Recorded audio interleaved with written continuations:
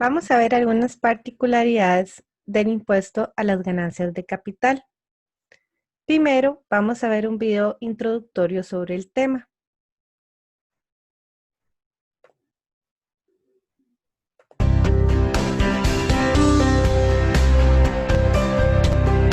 La reforma plantea un cambio importante en nuestro sistema de renta. Yo diría que es quizá el más importante de los que podríamos estar esperando en las próximas semanas. Se establece un gravamen a las ganancias de capital. Igualmente se regula lo relacionado con las pérdidas de capital. La ganancia de capital se estaría gravando entre la diferencia del valor del patrimonio en un momento dado. Entonces, si por ejemplo alguien tiene un lote que vale 10 millones de colones y de pronto se puede vender en 20 millones de colones, hoy esa diferencia no está gravada. Con la nueva ley estaría gravada en un 15%. Por supuesto que hay una serie de medidas para llevar al valor real los bienes tanto de las personas como de las empresas. Pero lo más importante es entender que el valor o la diferencia de valor de un bien en un momento dado es lo que ahora estaría gravado con un 15%.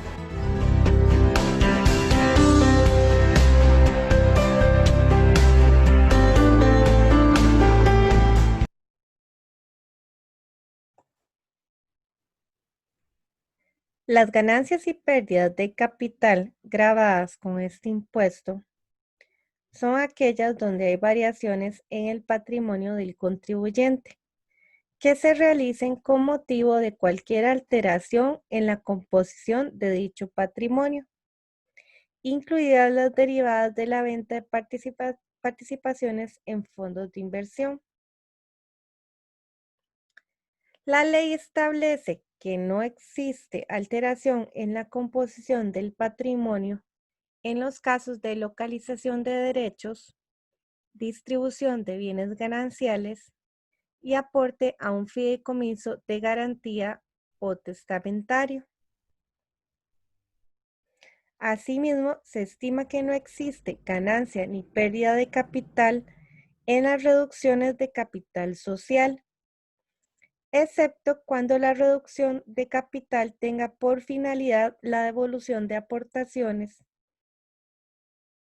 en cuyo caso se considerará renta capital mobiliario la parte correspondiente a utilidades acumuladas no distribuidas previamente.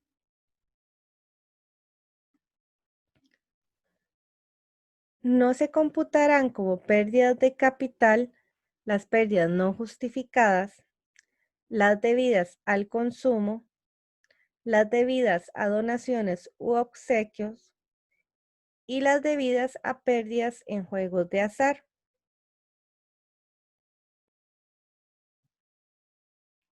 Asimismo, se consideran no realizadas las ganancias de capital obtenidas por reorganización empresarial, ya sea por distintos medios, como la adquisición de acciones, cuotas o participaciones sociales, aportes no dinerarios o en activos, fusiones, escisiones, compra de establecimiento mercantil, transferencia total o parcial de activos o pasivos. Lo que se persigue o en lo que está basado esta norma detallada en el artículo 27 cuarter en los principios de neutralidad fiscal y continuidad del negocio, siempre que en la operación de reorganización medie un motivo económico válido, lo cual por supuesto también se recomienda respaldar documentalmente, por ejemplo, en las actas de las sociedades. En todo caso, en la reorganización empresarial se mantendrán los valores históricos de los bienes y derechos transmitidos en las distintas reorganizaciones, a efectos de determinar las posibles ganancias o pérdidas de capital que se produjeran con ocasión de la venta posterior de ellos o la enajenación posterior.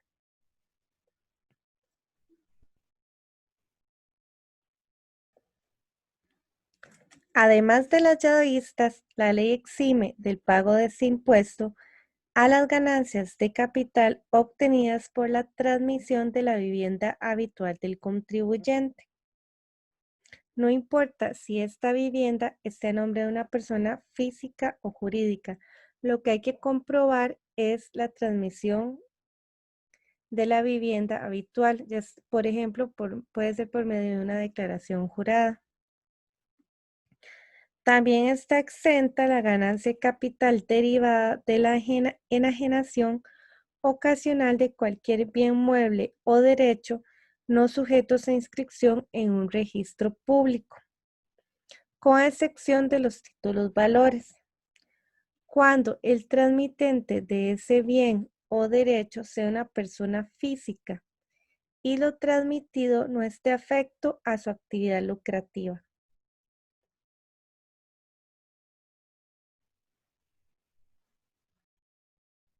En el caso de las ganancias de capital, cuando el transmitente es un no domiciliado, se deben seguir ciertas reglas especiales. Por ejemplo, en el caso de bienes inmuebles situados en territorio nacional que sean propiedad de un no domiciliado, en el caso de su transmisión, el adquirente, o sea, el comprador, está obligado a retener e ingresar el 2.5% de la contraprestación total acordada por concepto de retención a cuenta del impuesto. En el caso de lo que se transmiten sean otros bienes o derechos situados en territorio nacional, propiedad de un no domiciliado, la retención se deberá practicar siempre que el adquiriente sea un contribuyente de acuerdo con el artículo 2 de la ley. No se aplica la retención en los casos de aportación de bienes inmuebles en la constitución o aumento de capitales de sociedades domiciliadas en territorio nacional.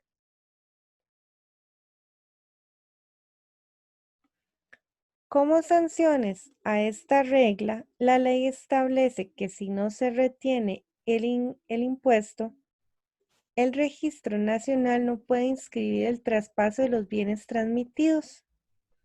Y en el caso de bienes muebles o derechos no sujetos a inscripción, estos quedarán afectos al pago del impuesto que corresponda con ocasión de la transacción realizada.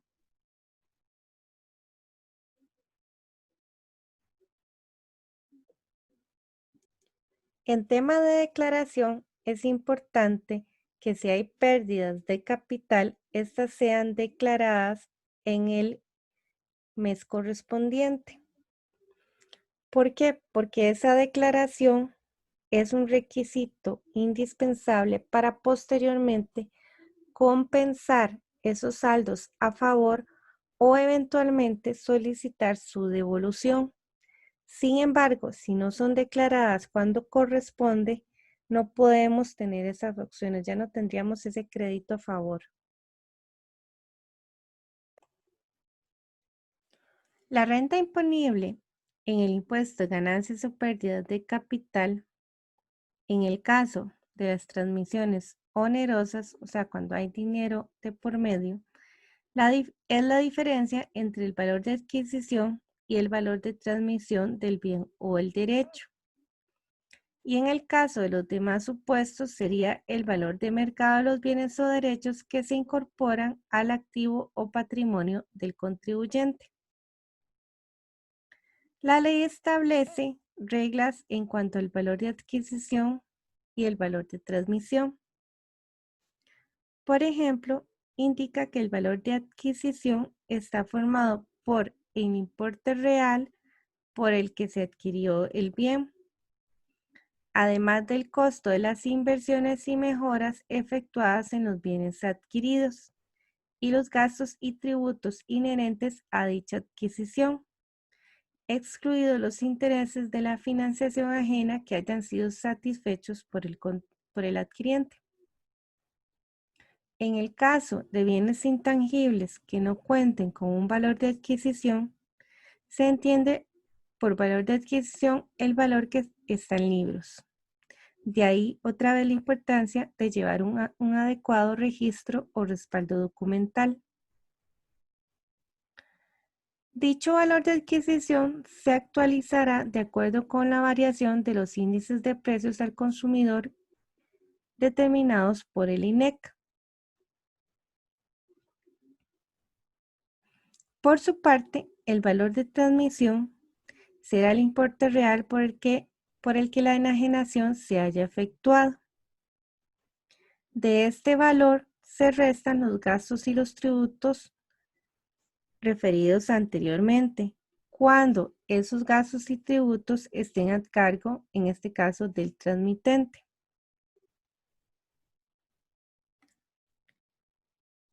Por regla general, en cuanto al importe real del valor de enajenación, es el efectivamente pagado, siempre y cuando, en el caso de bienes inmuebles, este no sea inferior al que determine el órgano de normalización técnica de la Dirección General de Tributación.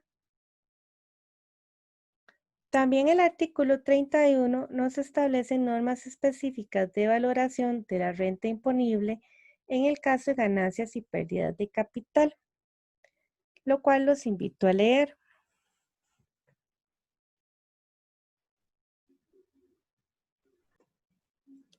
En cuanto al devengo del impuesto, en el caso de las ganancias de capital, la obligación de pagar el impuesto nacerá en el momento en que se produce la variación en el patrimonio del contribuyente.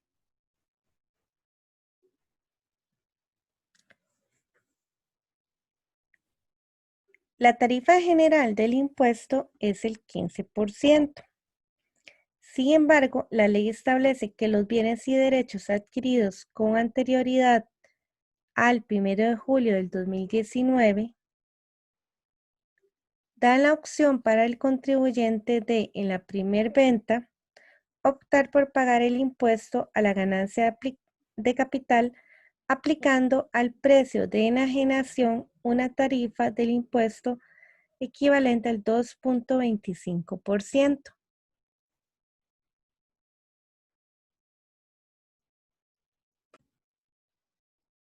Veamos un ejemplo del cálculo del impuesto.